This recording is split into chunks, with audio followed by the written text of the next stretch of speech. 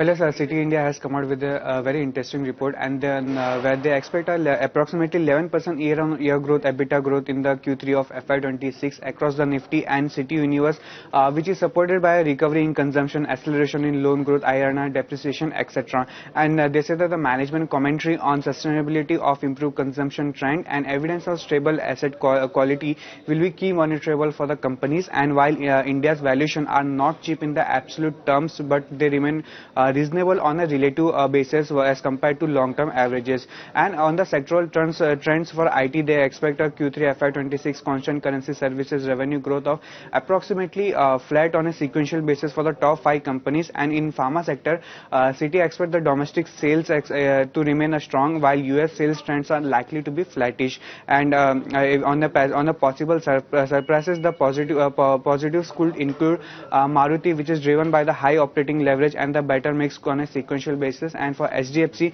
Bank, they expect NIMS margin in the Q3. And for Eternal, where a lower expectation mean re-rating for the earlier guidance will be positive. And on the downside, they say that ABB India faces the risk of the weaker than expected earnings due to growth and realization pressure, while for LTI Mindtree, visibility on double-digit growth for FY26 after the recent outperformance remain critical.